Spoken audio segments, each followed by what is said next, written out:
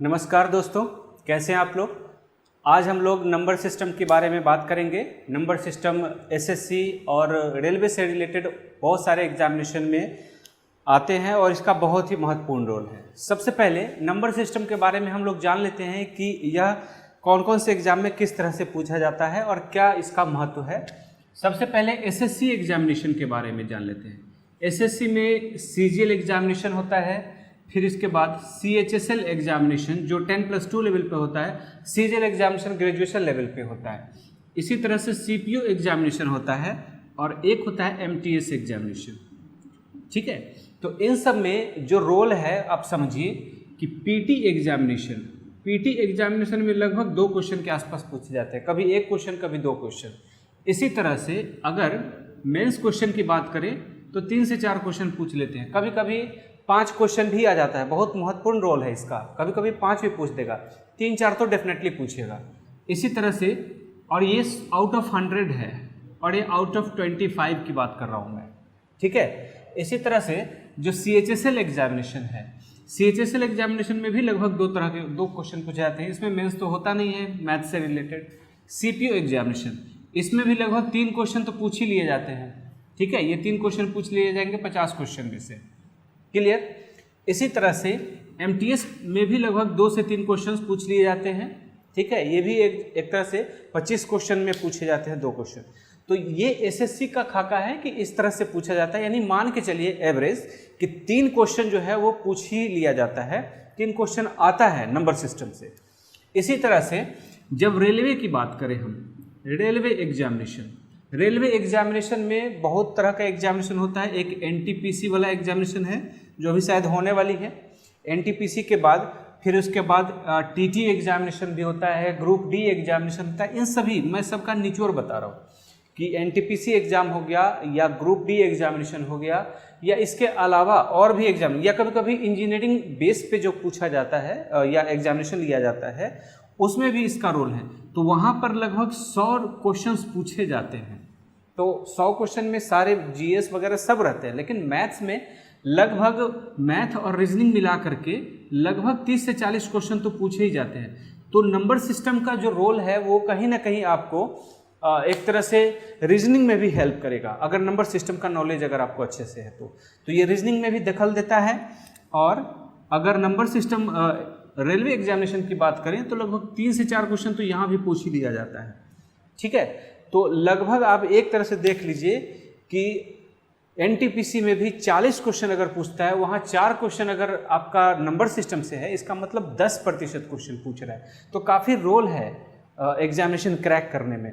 तो भले ही थोड़ा थोड़ा करके आपको लग रहा होगा कि 4 ही क्वेश्चन तो है, लेकिन एक एक क्वेश्चन से लोग पास कर जाते हैं और फेल कर जाते हैं। तो इसलिए आपको कहीं पर भी किसी एग्जामिनेशन में आपको कहीं पर कमजोरी नहीं रखना है, सभी चीज़ें पढ़ना है और नंबर सिस्टम को भी अच्छे से पढ़ना है ताकि आपका एग्जामिनेशन का जो प्रिपरेशन है वो अच्छे लेवल पर जा सके। तो मैं यहाँ बेसिक से बताऊँगा। सबसे पहले बेसिक कॉन्सेप्ट क्या होता है नंबर सिस्टम का, उसके बाद फिर ऊपर वाले लेवल पे जहाँ तक एसएससी का लेवल है, एसएससी का क्वेश्चन पूछे जाते हैं, वहाँ तक हम लोग बात करेंगे और वहाँ तक मैं बताऊँगा आपको। हालांकि नंबर सिस्टम में और भी अलग टफ टाइप से क्वेश्चंस पूछे जाते हैं जो कैट एग्जामिनेशन या जो हायर लेवल मैनेजमेंट एग्जामिनेशन है वहाँ भी पूछ लिए जाते हैं। तो हमें वहाँ तक नहीं जाना है, हमें न बहुत ज़्यादा ऊपर जाना है जो हमारे सिलेबस से बाहर है, और ना ही हमें इतना कम पढ़ना है कि जो सिलेबस में कवर ही ना कर पाए। तो हमें उस सब चीज़ें का ध्यान रख के और एसएससी को ऐसे तरीके से तैयार करना है कि कम समय में बहुत अच्छा ढंग से आप तैयार कर पाए। ठीक है, तो सबसे पहले हम बात करेंगे नंबर पर कि नंबर क्या है और नंबर का डिस्ट्रीब्यूशन कैसे कैसे होता है, पहचानेंगे कैसे नंबर को, पहले वो बात कर लेते हैं, फिर क्वेश्चन पे आएंगे हम लोग। एक तरह से थ्योरेटिकल पार्ट समझ लीजिए।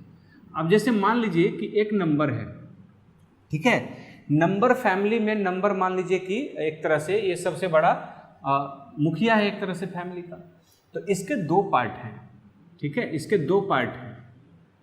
इसके 2 पार्ट क्या क्या होंगे, रियल पार्ट और इमेजिनरी पार्ट। इसको बोलेंगे रियल नंबर, एनओ का मतलब नंबर समझ लीजिएगा आप। ठीक है, एक रियल नंबर हो गया और एक हो जाएगा imaginary number. Clear. Imaginary number को काल्पनिक संख्या बोलते हैं हम लोग, इसको बोलते हैं काल्पनिक संख्या, और रियल नंबर को हम लोग बोलते हैं वास्तविक संख्या। रियल नंबर का मतलब हो जाता है वास्तविक संख्या, और इमेजिनरी नंबर का मतलब होता है काल्पनिक संख्या। अब यदि इन दोनों को मिला दिया जाए, मतलब रियल यानी वास्तविक और काल्पनिक को, तो मिलने के बाद वो बन जाता है मिश्रित संख्या, जिसे हम लोग कॉम्प्लेक्स नंबर के रूप में जानते हैं। ठीक है, तो पहचानने का तरीका क्या है? तो इमेजिनरी नंबर में ध्यान से देखेंगे, अंडर रूट में माइनस के साथ जो संख्या होगा ना, चाहे वो फ्रैक्शनल वाला हो या विदाउट फ्रैक्शनल हो, वो सारे काल्पनिक नंबर में जाएंगे। जैसे फॉर एग्जांपल -1 हो जाए, -1 को एक स्पेशल कंडीशन है, -1 को हम लोग आयोटा बोलते हैं, आई लिख करके उसको पढ़ते हैं आयोटा। ठीक है, तो -1 भी है, उसके बाद -2 होगा, -3 होगा, उसी तरह से -4/3 हो जाएगा। ये फ्रैक्शनल वैल्यू भी जा सकता है, यानी अंडर रूट में जो माइनस आ गया, इसका मतलब वो सभी संख्याएं काल्पनिक संख्याएं हो जाएंगी। कोई दिक्कत नहीं है इसमें ना, समझ में आ रही है? और उसको छोड़ के बाकी दुनिया का जितना भी नंबर है, वो सब नंबर यहाँ पर वास्तविक संख्या होगी, या इसे हम रियल नंबर के रूप में जानेंगे। बात समझ में आ रही है? इन सभी को छोड़ के चाहे जितना भी नंबर है, जो भी आपके दिमाग में आ रही है, सारा नंबर यहाँ वास्तविक नंबर है। जितना भी अंडर रूट में माइनस है, उन सभी संख्याओं को अगर हम हटा दें और जो भी संख्याएं बचती हैं वो सभी वास्तविक संख्या हो जाएंगी, चाहे आपके माइंड में जो भी संख्या आ रही है। बात समझ में आ रही है? अब वास्तविक संख्या को हम दो पार्ट में डिवाइड करेंगे। एक होता है रैशनल, एक होता है रैशनल नंबर, जिसको हम लोग परिमेय संख्या भी बोलते हैं हिंदी में, इसको बोलते हैं हम लोग परिमेय संख्या। और एक होता है इरेशनल, एक होता है इरेशनल नंबर। आ रहा है समझ में? तो इरेशनल नंबर समझ में आ रहा है कि इरेशनल नंबर क्या है? सबसे पहले मैं एक बार और रिपीट कर दे रहा हूँ कि नंबर है, नंबर का दो फैमिली, नंबर वाला फैमिली में दो पार्ट पहले करेंगे। पहला है रियल, यानी दो भाई के रूप में था, एक है रियल नंबर और एक है इमेजिनरी नंबर। इमेजिनरी नंबर में अंडर रूट में माइनस पार्ट जितना भी होगा वो काल्पनिक या इमेजिनरी नंबर होगा। उन सभी को छोड़ के दुनिया का जितना भी नंबर होता है उसे हम रियल नंबर या वास्तविक संख्या बोलते हैं। अगर ये दोनों नंबर एक साथ लिखा जाता है, इसको हम कॉम्प्लेक्स नंबर लिखते हैं। कॉम्प्लेक्स नंबर आपके सिलेबस में है नहीं, इसलिए उसे लिखने की जरूरत नहीं है फिलहाल। तो अब हमें वास्तविक नंबर को जब यहाँ पर तोड़ने पर पता चल रहा है कि ये एक होता है, टूटता है रैशनल नंबर में, और दूसरा टूटता है इरेशनल नंबर में। इरेशनल नंबर को हिंदी में बोलते हैं अपरिमेय संख्या। देखिए इसमें थोड़ा सा डिफरेंस है।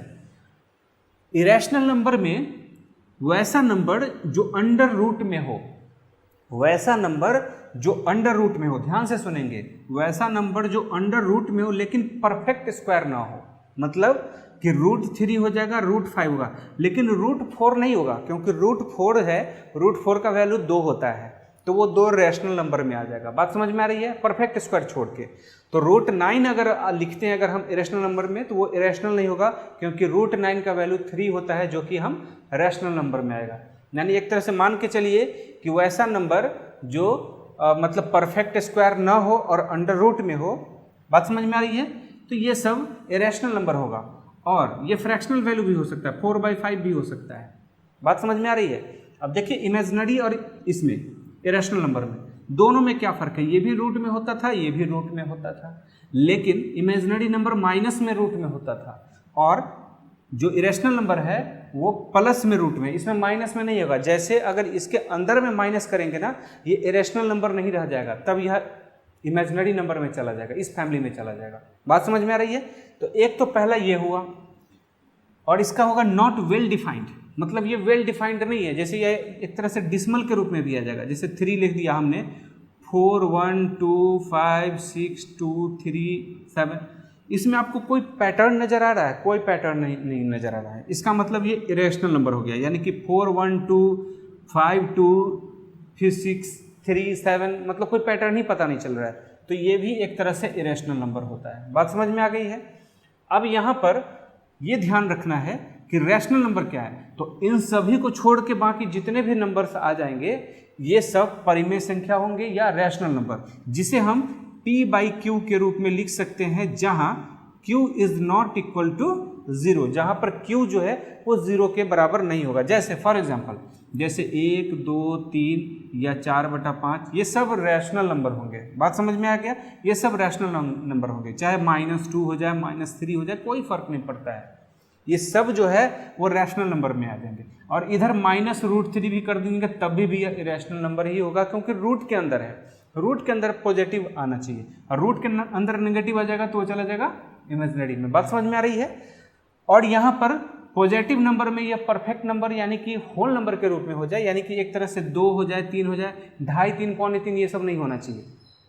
सॉरी, हो सकता है इसमें रैशनल नंबर में 2.5, 3, 3.25 वाला जितना भी है सब हो सकता है, जैसे 4/5, 3/5 ये सब हो सकता है, लेकिन प्लस और माइनस सब हो सकता है। बात समझ में आ रहा है? एक कंडीशन और है इसमें कि यहाँ पर ये एक खास पैटर्न यानी वेल डिफाइंड के रूप में आ जाएगा। जैसे यहाँ पर डिसमल वाला जो नंबर था ये इरेशनल होता था, यहाँ भी डिसमल वाला नंबर आएगा, लेकिन वो रैशनल में आएगा। कब आएगा? अब इसका एक पैटर्न होगा, जैसे 4.121212 इन्फिनिटी आ गया। बात समझ में आ रहा है? ये एक खास पैटर्न फॉलो कर रहा है, 121212 ये रिपीट कर रहा है। तो इस संख्या के हम बोल सकते हैं कि यह रैशनल नंबर होगा। अगर यह पैटर्न फॉलो नहीं करता तो यह इरेशनल हो जाता। जैसे यहाँ पर यह कोई पैटर्न ही फॉलो नहीं कर रहा था, इसलिए यह इरेशनल होगा। एक चीज़ और ध्यान रखना है, पाई जो होता है, पाई जिसका वैल्यू हम लोग 22/7 जनरली लेते हैं, लेकिन ये 22/7 देख के आपके दिमाग में आएगा कि यह तो रैशनल नंबर है, क्योंकि p/q के रूप में लिखा जा सकता है। जैसे अगर हम 2 को लिखना चाहें तो 2 को हम 2/1 लिख सकते हैं ना, यह p/q के रूप में तो हो ही गया, इसे हम रैशनल नंबर लिख सकते हैं। उसी तरह आपके दिमाग में आएगा कि पाई का वैल्यू तो 22/7 है, ये रैशनल नंबर होगा, लेकिन नहीं, ये इरेशनल नंबर है, क्योंकि इसका वैल्यू जब हम लिखते हैं तो पाई का वैल्यू सही मायने में 3.14, आगे भी कुछ नंबर्स हैं, ठीक है, लेकिन 2 डिजिट तक जनरली हम लोग लेते हैं, 3.14 और भी बहुत सारी संख्या होती है जो पैटर्न फॉलो नहीं करती है, तो इसे हम पाई को इरेशनल नंबर के रूप में मानते हैं। कभी कभी पूछ देता है कि इनमें से कौन सा इरेशनल नंबर है, उसमें से रूट वाला जो है √4 भी दे देगा और पाई भी दे देगा। तो बहुत सारे लोग कंफ्यूज हो जाते हैं कि पाई का मतलब तो 22/7 है, तो इसका मतलब ये रैशनल नंबर है, लेकिन ये गलतफहमी में नहीं रहना है, क्योंकि ये इरेशनल नंबर है। बात समझ में आ रही है? हाँ, ये अलग बात है कि 22/7 का वैल्यू जो है, 22/7 का वैल्यू वो भी 3.1 समथिंग कुछ आता है, इसीलिए हम पाई के रूप में या तो 22/7 यूज करते हैं या 3.14 यूज कर लेते हैं, लेकिन सही मायने में पाई का ओरिजिनल वैल्यू जो है वो 3.14 समथिंग करके ऐसे आता है, तो इसे हम लोग इरेशनल नंबर लेते हैं। तो ये चीज़ें ध्यान रखना है, पाई जो है वो एक इरेशनल नंबर है, रैशनल नंबर नहीं है।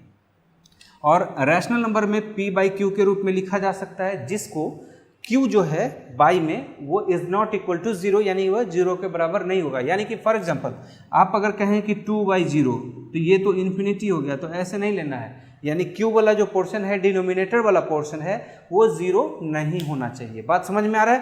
तो इसे p/q के रूप में लिख सकते हैं। ये विद एग्जाम्पल समझ में आ रहा है आप लोग को? चलिए ठीक है, आगे की ओर बढ़ते हैं हम लोग। इसको मैं मिटा देता हूँ, स्क्रीनशॉट आप लोग ले लेंगे तो स्क्रीनशॉट से समझ में आएगा, आसानी से आएगा, ठीक है। अब हम लोग इसके आगे का पोर्शन चलते हैं। चलिए इरेशनल नंबर यहीं छोड़ देते हैं। अब ये फैमिली आगे बढ़ेगा, रैशनल नंबर से आगे बढ़ेगा, और आपको पता है कि रैशनल नंबर मैं बता चुका हूँ कि क्या होता है। अब इस रैशनल नंबर को 2 पार्ट में डिवाइड कर लीजिए। एक पार्ट ऐसा डिवाइड कर लीजिए कि p/q फॉर्म के रूप में, जितना भी p/q फॉर्म के रूप में ऑलरेडी है, पहले से है, उसको लिख लेते हैं। जैसे मान लीजिए कि 4/5 या 1/3 या -1/3, ये सब जितने भी है p/q फॉर्म में, चाहे यह पॉजिटिव हो सकता है या फिर नेगेटिव हो सकता है। और इन सभी को छोड़ के जितने भी संख्या बचेंगे रैशनल नंबर में, वो सब को हम लोग बोलते हैं इंटीजर। इसको हम लोग बोलते हैं इंटीजर। इंटीजर को हम लोग बोलते हैं जो एक तरह से जेड से इसको हम लोग डिनोट करते हैं इंटीजर को।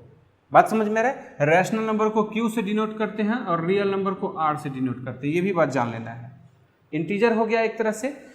तो अब यहाँ पर इंटीजर रैशनल नंबर में p/q वाले फॉर्म को अब हटा देते हैं। बात समझ में आया? अब आ गया इंटीजर। इंटीजर का मतलब हुआ पूर्ण संख्या, एक तरह से क्या बोलते हैं इसको, पूर्ण संख्या के रूप में हुआ, कंप्लीट नंबर हुआ। ये मतलब 1.5 या 2.6 ऐसा कुछ नहीं होगा इसमें, क्योंकि ये सब जो पॉइंट से रिलेटेड है वो कहीं ना कहीं फ्रैक्शनल हो जाते हैं आगे जाके।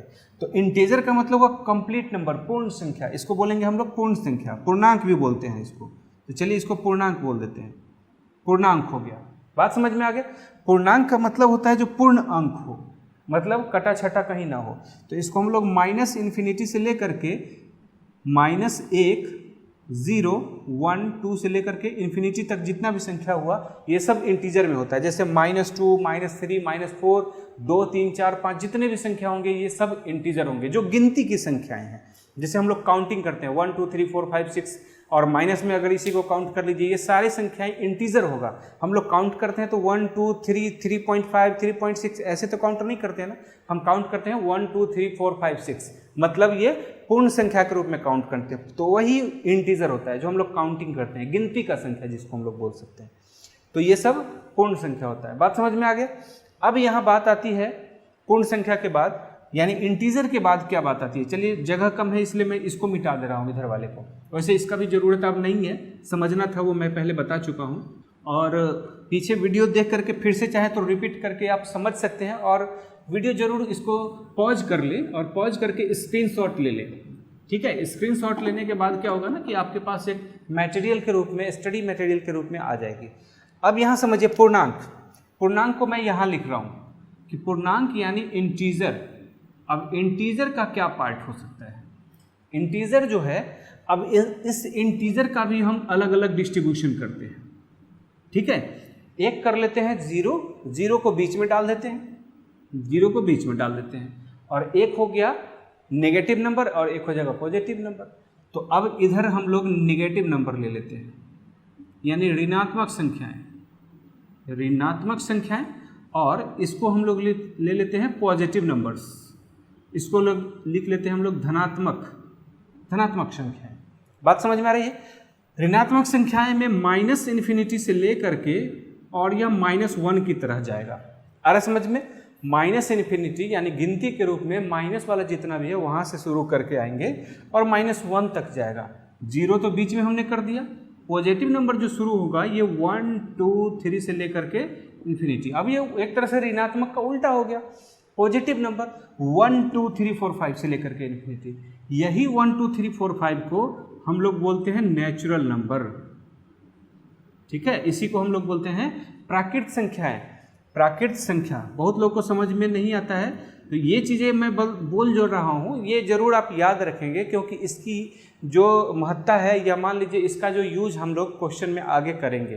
तो ये वीडियो बहुत महत्वपूर्ण है, आप लोग अच्छे से समझिए इस चीज़ को कि मैं थ्योरम बता रहा हूँ, इसका ये मतलब नहीं है कि कुछ नहीं पढ़ रहे हैं, बहुत कुछ पढ़ रहे हैं। ये नॉलेज भी काफ़ी बहुत यूज़फुल है, आपको क्वेश्चन बनाने में हेल्प करेगी, ठीक है। तो ये नेचुरल नंबर है, इसको हम लोग n से डिनोट करते हैं, और नेचुरल नंबर का मतलब होता है 1, 2, 3, 4, 5 से लेकर के इन्फिनिटी तक। एक होता है होल नंबर। आखिर होल नंबर क्या है? तो होल नंबर देखिए, अगर यही 0 को अगर हम जैसे कि गिनती का संख्या 1 से शुरू कर रहे हैं, जनरली हम लोग क्या करते हैं 1 से शुरू करते हैं, 1, 2, 3, 4, 5 से लेकर के 100 या इन्फिनिटी तक जाते हैं, तो ये संख्या नेचुरल नंबर्स में आती है। लेकिन अगर 0 को शामिल करने नेचुरल नंबर में तो वो हो जाएगा होल नंबर, वास्तविक, एक तरह से उसको पूर्ण संख्या बोलते हैं, ठीक है। और यहाँ पूर्ण और पूर्णांक में समझिए, इंटीजर जो था वो पूर्णांक था, ठीक है, और एक तरह से पूर्ण संख्या होल नंबर जो हो जाएगा वो 0 से कम हो जाएगा, एक तरह से कंप्लीट नंबर के रूप में हुआ, 0 से शुरू हो गया। तो 1, 2, 3, 4 से लेकर के अगर इन्फिनिटी तक अगर जाता है, इसे हम लोग बोलते हैं होल नंबर, इसको हम लोग बोलते हैं होल नंबर। चाहे तो W से डिनोट कर लें तो होल नंबर हो गया, या इसको हम लोग बोलते हैं पूर्ण संख्या, क्योंकि अब यह 0 से शुरू हो गया, पूर्ण हो गया, कंप्लीट हो गया, इसलिए हम लोग इसे पूर्ण संख्या बोलते हैं। बात समझ में आ गया? और इंटीजर को बोलते हैं पूर्णांक। अब यहाँ समझिए एक चीज, सबसे बड़ा कौन था? सबसे बड़ा था यहाँ रियल नंबर। जब रियल नंबर था तो रियल से जस्ट छोटा कौन था? जस्ट छोटा। रियल बड़ा है, किससे बड़ा है? रैशनल नंबर से, यानी क्यू से बड़ा है। तो क्यू, और क्यू किससे बड़ा है? इंटीजर यानी जेड से बड़ा है। और जेड किससे बड़ा है? नेचुरल नंबर एन से। तो कभी कभी ये भी पूछ देता है कि अगर आर रैशनल नंबर है, आर रियल नंबर है, क्यू रैशनल नंबर है, जेड इंटीजर है और एन नेचुरल नंबर है यानी कि प्राकृतिक संख्या है, तो इनमें से कौन सा सही है। कभी कभी ये भी दे देता है और आपको ये रिलेशन दे देगा, पहला रिलेशन ऐसे दे देगा, दूसरा दे देगा कि Q बड़ा है R से और R बड़ा है N से, ऐसे करके इसी को उल्टा पुल्टा करके दे देगा। अब उसमें आप कंफ्यूज हो जाएंगे कि भाई इसका आंसर क्या है, लेकिन जैसे ही आपने ये पढ़ लिया तो कोई कंफ्यूजन नहीं रहेगी। आप यहाँ पर अब आपको क्रिस्टल क्लियर हो गया कि R क्या है, Q क्या है, Z क्या है और N क्या है। तो बहुत आसानी से आप चाहें तो यहाँ पर समझ सकते हैं इस चीज़ को। बात समझ में आ रही है। अब इसी संख्या में हम लोग आगे भी पढ़ेंगे नंबर्स का, जो अभी और खेल बाकी है कि नंबर में अब कंपोजिट नंबर भी होता है, प्राइम नंबर भी होता है। तो आप समझिए कि प्राइम नंबर क्या है, कंपोजिट नंबर क्या है, ठीक है। तो चलिए उसको भी हम लोग देख लेते हैं कि प्राइम नंबर की किसको बोलते हैं और कंपोजिट नंबर किसको बोलते हैं। सबसे पहले इसे मैं मिटा लेता हूँ, ठीक है। तो अब समझिए कि प्राइम नंबर क्या है। तो प्राइम नंबर का मतलब होता है वैसा नंबर जिसका सिर्फ 2 फैक्टर हो, या तो 1 हो या फिर इटसेल्फ, या कभी कभी ये भी बोला जाता है कि प्राइम नंबर वैसे संख्या को बोलते हैं जो या तो खुद से डिविजिबल है या 1 से डिविजिबल है। मतलब इट हैज़ ओनली 2 फैक्टर्स, मतलब इसके पास केवल 2 ही फैक्टर होगा, ठीक है। It has only 2 factors, it has only 2 factors, इसके पास केवल 2 ही फैक्टर्स होंगे, 1 एंड इटसेल्फ, 1 एंड इटसेल्फ। इसके पास सिर्फ 2 ही फैक्टर है। या फिर इसको दूसरी भाषा में कह सकते हैं वैसा संख्या जो मतलब खुद से या 1 से विभाज्य हो, उसको हम लोग बोलते हैं प्राइम नंबर।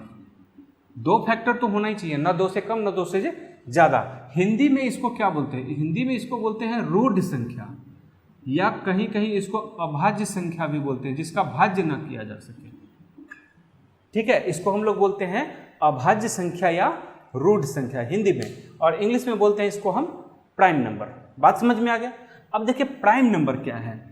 प्राइम नंबर में हम लोग ने समझ लिया कि इसका 2 ही फैक्टर है, 1 और इटसेल्फ। तो क्या 1 प्राइम नंबर होगा?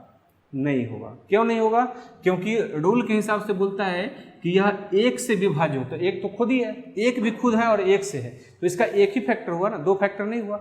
1 बोलेगा कि मैं और केवल मैं, मतलब 1 ही हुआ।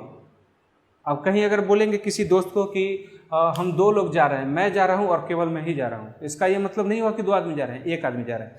तो इस तरह से अगर कोई संख्या के बारे में 1 के बारे में बोलेंगे कि 1 जो है वो 1 है और खुद ही 1 है, ठीक है, यानी इटसेल्फ, इटसेल्फ का मतलब खुद हुआ एक तरह से। तो इस हिसाब से तो 1 ही हुआ ना, तो फैक्टर तो 1 ही हुआ, तो इसे हम प्राइम नंबर कंसिडर नहीं कर पाएंगे। तो ये नॉट प्राइम नंबर, ये प्राइम नंबर नहीं होगा। तो हम लोग 2 पर विचार करते हैं। तो क्या 2 प्राइम नंबर है? तो आपको पता है 2 1 से भी डिविजिबल है और 2 से भी डिविजिबल है, या मान सकते हैं कि 2 का 2 फैक्टर है, 1 और 2। तो इस तरह से यह प्राइम नंबर होगा।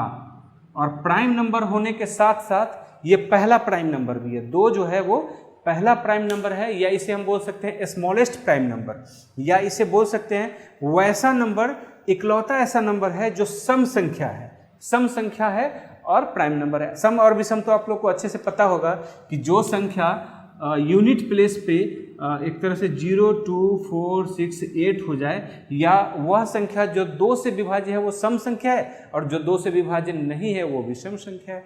तो आपको पता है ये 2 जो है वो सम संख्या है, और पहला एक संख्या है जो प्राइम नंबर है, या कह सकते हैं इकलौता ऐसा सम संख्या है जो प्राइम नंबर है। इसके बाद ऐसा कोई भी सम संख्या नहीं है। अब जैसे मान लीजिए 3 का कितने फैक्टर है? 1 और 3, बस, इसके अलावा कुछ नहीं है। 1 से विभाज्य है या 3 से है, तो ये प्राइम नंबर होगा। 4, अब 4 पे विचार कीजिए तो 4 क्या है? तो 4 के बारे में यह कहा जाता है कि यह 1 से तो विभाज्य होगा या 1 फैक्टर होगा, ये 2 भी फैक्टर होगा इसका, या 2 से विभाज्य भी होगा, और इसी तरह वो 4 से भी होगा। तो इस तरह से इसके 3 फैक्टर हो गए, या तो 1 से विभाज्य है, या 2 से विभाज्य है, या फिर 4 से। तो इस तरह से इसके 3 फैक्टर हो गए। जैसे ही 3 फैक्टर हो गए तो यह प्राइम नंबर नहीं रह गया, क्योंकि मैंने बोला है कि इसका 2 ही फैक्टर होना चाहिए, या तो 1 होना चाहिए या इटसेल्फ यानी खुद वह होना चाहिए। इस तरह से 4 नहीं होगा। आ रहा समझ में? तो हम 2 से काउंट करेंगे, 2, 3, इसी तरह से 5 हो जाएगा, 7 हो जाएगा, 9 नहीं होगा। भले यह विषम संख्या है लेकिन ये प्राइम नंबर नहीं है, क्योंकि 1, 3, 9 ये 3 इसका फैक्टर हो जाएगा। इसी तरह से 11 हो जाएगा, 13 हो जाएगा, 17 होगा, 19 होगा, 23 होगा, 29 होगा, 31 होगा, 37 होगा, 41 होगा, 43 होगा और 47 होगा। जनरली ये सब चीज़ें को याद रखना ही पड़ेगा। ऐसा इसलिए कि क्योंकि कभी कभी एसएससी में पूछ दिया जाता है कि 50 से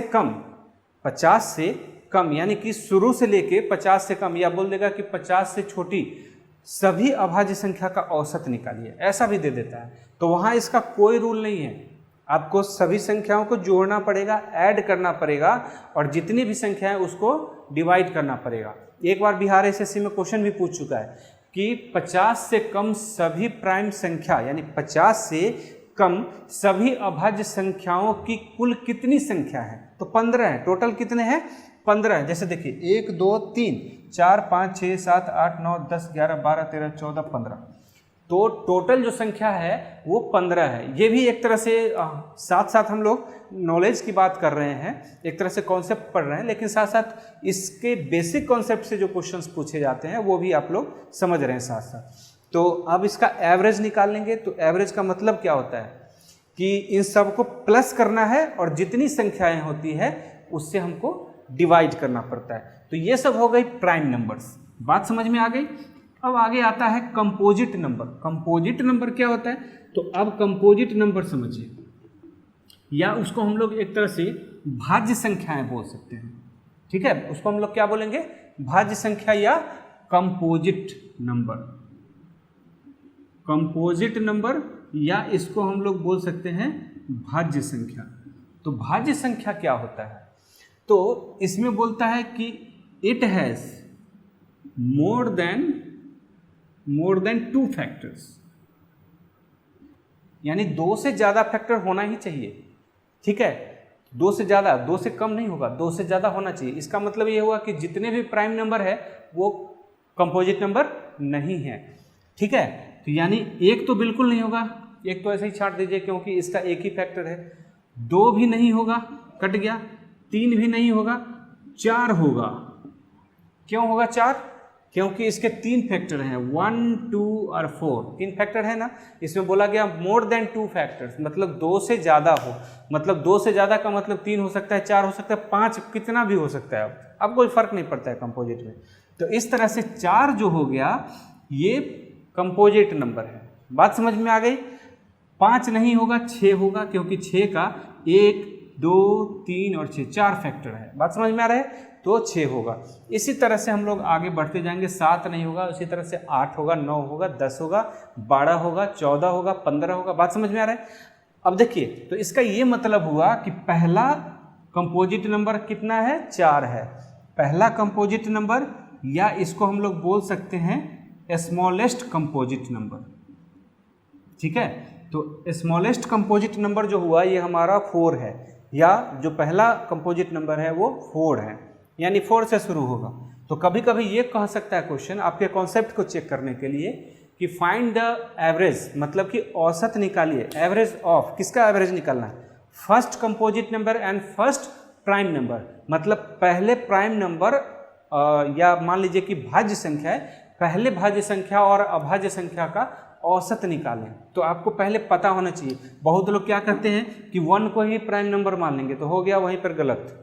तो इसलिए आपको पहले समझ लेना चाहिए कि पहला प्राइम नंबर है 2 और पहला कंपोजिट नंबर जो है यानी भाज्य संख्या है वो है 4, ठीक है। तो ये 2 में जरूर क्लासिफिकेशन होने चाहिए, और तब दोनों के बीच एवरेज निकालने की बात कर रहा है तो 2 से डिवाइड कर दीजिए। तो 4 और 2 मिल करके होता है 6, 6 में जब 2 से डिवाइड करते हैं तो आंसर होता है 3।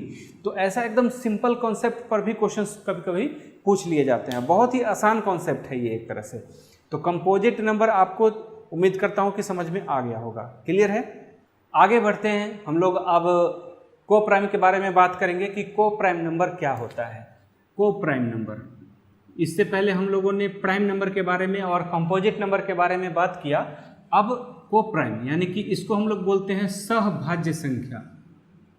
सहभाज्य का मतलब नहीं कि एक साथ भाज्य, इसका मतलब हुआ सह अभाज्य, मतलब एक साथ अभाज्य संख्या, ठीक है। लेकिन एक शब्द के साथ लिखने में यह सहभाज्य संख्या लिखा गया, यानी इसको को प्राइम नंबर के रूप में मानते हैं।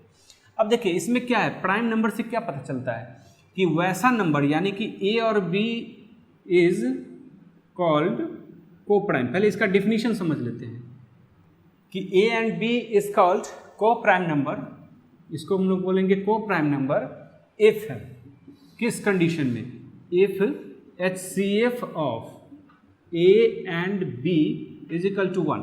मतलब ए और बी का जो HCF हुआ या महत्तम समावर्त इसको जिसको हम लोग बोल सकते हैं, अगर वो 1 होता है तो वह को प्राइम नंबर कहा जाता है या सअभाज्य संख्या। जैसे फॉर एग्जाम्पल देखिए, जैसे 2 है, 2 प्राइम नंबर है हमें पता है, और प्राइम नंबर में पता है कि HCF जो है वो 1 ऑलरेडी होता है। तो जितने प्राइम नंबर एक साथ आएंगे वो तो को प्राइम नंबर बनाएगा ही बनाएगा, डेफिनेटली बनाएगा। तो उसी तरह से 2 और 3 जो होगा ये प्राइम नंबर तो बनाएगा ही, 2 5 जो होगा ये भी प्राइम नंबर बनाएगा को प्राइम, और 3 5, क्योंकि इन सब के बीच जो है वो HCF तो 1 क्लियर है, क्योंकि ये मैंने पहले ही बताया था कि प्राइम नंबर जो है वो 1 या इटसेल्फ से डिविजिबल है। तो ये सब को प्राइम तो हैं ही, लेकिन अब इसका स्पेशल चीज़ें समझिए कि 4 क्या प्राइम नंबर है? नहीं है। हम लोगों ने पढ़ा है प्राइम कंपोजिट नंबर, 4 जो है वो कंपोजिट नंबर है, प्राइम नंबर नहीं है। इसी तरह से क्या 9 यहाँ पर प्राइम नंबर है या कंपोजिट है? डेफिनेटली ये कंपोजिट नंबर है, प्राइम नंबर नहीं है। लेकिन जब दोनों एक दूसरे के साथ अगर ऑर्डर्ड पेयर, जो ब्रैकेट में स्मॉल ब्रैकेट में लिख देते हैं, इसको हम लोग बोलते हैं ऑर्डर्ड पेयर। बात समझ में आ रहा है? इसको हम लोग बोलेंगे ऑर्डर्ड पेयर। चलिए लिख देता हूँ मैं ताकि आपको स्क्रीनशॉट लेने में अच्छा हो। इसको हम लोग बोलते हैं ऑर्डर्ड पेयर। जब यह ऑर्डर्ड पेयर में हो तो आपको पता है कि HCF ऑफ 4 and 9 इन दोनों में कॉमन क्या है? कुछ नहीं है, मतलब 1 कॉमन है। तो इसका मतलब ये फॉलो कर रहा है डिफिनीशन को। तो ये 4 और 9 एक साथ ऑर्डर्ड पेयर में हुआ तो ये को प्राइम हुआ, या इसे लिख सकते हैं 4 इज को प्राइम टू 9, ऐसे भी लिख सकते हैं। 4 इज को प्राइम टू 9, यानी 4 जो है वो 9 से सअभाज्य है, या एक तरह से दोनों एक दूसरे के बीच अभाज्य है। तो 4 9 हो गया। इसी तरह से 9 जो कि एक तरह से नन प्राइम नंबर है, यानी कंपोजिट नंबर है। 11 जो है वो कंपोजिट नंबर है, दोनों होगा तो डेफिनेटली दोनों के बीच कुछ कॉमन नहीं है, इसका मतलब ये भी होगा को प्राइम। इसी तरह से 12 और 13 ये भी हो जाएगा। लेकिन क्या 12 और 15 करें, क्या यह कंपोजिट नंबर होगा, सॉरी को प्राइम नंबर होगा? नहीं होगा। क्यों नहीं हुआ? क्योंकि आपको पता है कि दोनों के बीच का HCF है 3, यानी कॉमन है यहाँ पर 3, इसलिए इसे हम को प्राइम नहीं बोलेंगे। इसे हम लोग एक तरह से को प्राइम के अलावा कुछ भी बोल दीजिए, ऑर्डर्ड पेयर में 2 नंबर्स हैं, लेकिन को प्राइम नहीं होगा। बात समझ में आया? तो आज हम लोगों ने बहुत सारी चीज़ें देखा कि नंबर्स जो हम लोग डेफिनेटली तोड़ते हैं, जो आप स्क्रीनशॉट उम्मीद करता हूँ पहले ले लिए होंगे, कि पहले वह रियल नंबर रहता है, फिर इमेजिनरी नंबर, दोनों में टूटता है, फिर रियल नंबर रैशनल इरेशनल में टूटता है, फिर रैशनल नंबर जो है इसको PQ फॉर्म में अलग लिख देते हैं, और दूसरा वाला इंटीजर हो जाता है। इंटीजर का जो अलग पार्ट होता है वो पॉजिटिव और नेगेटिव पार्ट में टूटता है। जो पॉजिटिव पार्ट होता है 1 2 3 4 से लेकर के इन्फिनिटी, उसी को हम लोग नेचुरल नंबर बोलते हैं, और नेचुरल नंबर में अगर 0 आगे लगा दें तो होल नंबर हो गया। तो मैंने बहुत सारी चीज़ें आज बताया, प्राइम नंबर क्या है, कंपोजिट नंबर क्या है, फिर को प्राइम नंबर्स क्या है।